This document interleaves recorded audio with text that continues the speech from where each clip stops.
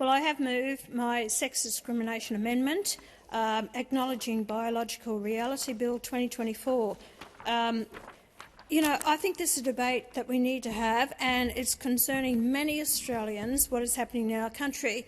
I hear all the time that what's happening in our educational system, that people are actually being told they can choose whether they want to be a boy or a girl. Let's be logical about it, and let's talk common sense for a change instead of a load of the rubbish that's going around. Biological reality is male and female. Essential basis for procreation. Let me tell you, procreation is about having children. I've never known of a man to deliver a baby yet. I don't think they can. You're not equipped for it, mate, okay? You don't have the equipment that you will be able to have a baby. So these people out there who think that 1 minute in their mind they can say, oh no, I'm really a biological male, but now I want to be a female.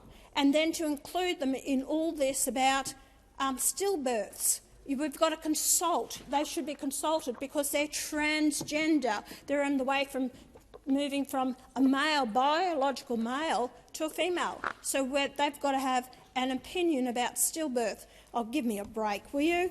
You know, where it's going. People born male cannot bear children.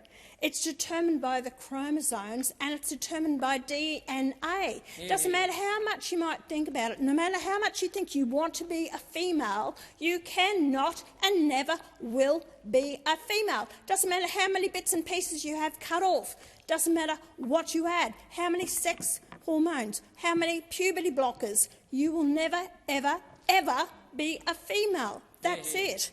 And, you know, the whole basis of this whole thing is that science is clear and it doesn't care about activists' fantasies about fluidity or identity. Science is science. That's what we hear. You're quite happy to say about science when it comes to climate change, but you're not quite happy to talk about science when it comes to gender fluidity. What is also happening is that we're risking the fairness in women's sports.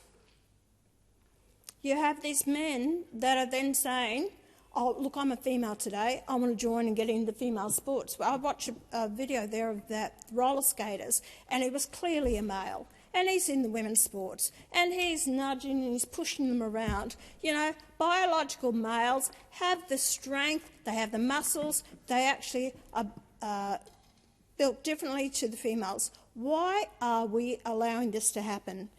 Under the, as Janet Alderston actually has said, how can a person know about another person's sex or gender identity if the laws plots an ambiguous scale? And that's what's happened. And that's where we see the problem now with giggles versus tiggles at the moment. And this is just ridiculous. The gender-related identity, and also its highly subjective definition of gender identity, the gender-related identity, appearance or mannerisms of other gender-related characteristics of a person, whether by way of medical intervention or not, with or without regard to the person's designated sex at birth. And we're allowing people to actually change their birth certificate, and you can actually choose whether you want to be male and female. You're actually causing so many psychological problems with their kids coming through that they don't know. In our educational system now, you're saying you can't use him or her, it's got to, and them and they, and that's what you're doing through these government departments as well, and that's what you're pushing. You know, you're causing so much psychological damage of what you're doing with people. If you don't know if you're male and female, then you have a real problem. I think you should book into a psychologist and see what the problem is. And for this parliament, for people here to allow this to happen is a real shame. You know, we've had 1,000% increase in children treated at public gender clinics between 2014 and 21. You sacked Gillian Spencer, who's a psychologist, who, you know, you want to sack these people to speak out about this. You don't want me speaking on the floor of Parliament telling people, well, let's just cover it up and not have anyone speak about this.